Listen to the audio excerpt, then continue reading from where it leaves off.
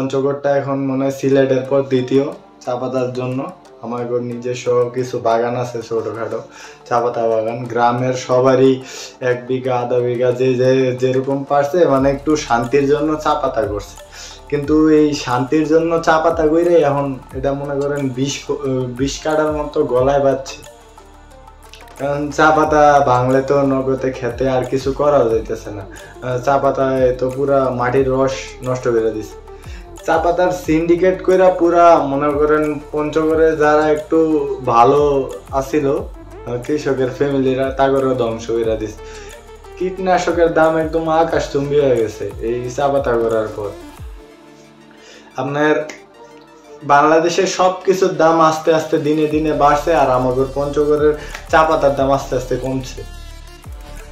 আপনার পঞ্চগড়ে 2017-18 সালের দিক দিয়ে চা পাতার রেট ছিল প্রায় 39 টাকা, মানে সর্বোচ্চ পর্যায়ে গেছে। এভারেজে থাকতো আপনার 30 থেকে 29 টাকার থেকে আপনার 35 টাকা পর্যন্ত। এটা এভারেজ ছিল পুরো 1 বছর। এখন মানুষ কৃষকরা তো একটু লাভের আশা করবে, স্বাভাবিক। সবাই চায় শান্তিতে জীবনযাপন করতে। যেখানে দেখা যাইতেছে চা পাতা করলে আপনার 40 দিন পর পর চা পাতা ছিললে আপনার টাকা আসে।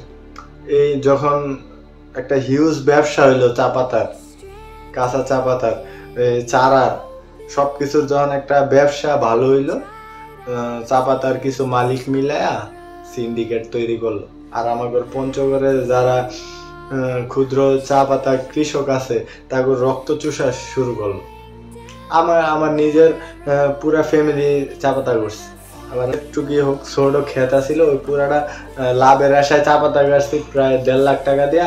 এখন মনে করেন ওই চা পাতার চারা সহ ক্ষেতের দাম নেই। আর এদিক দিয়ে একের পর এক মিলের মালিক যারা আছে, যারা চা পাতার মিল আছে, এরা ফুল্লা পাইপা বড় হয়ে উঠছে। যাগর আগে একটা মিল ছিল ওরা 3টা দিছে।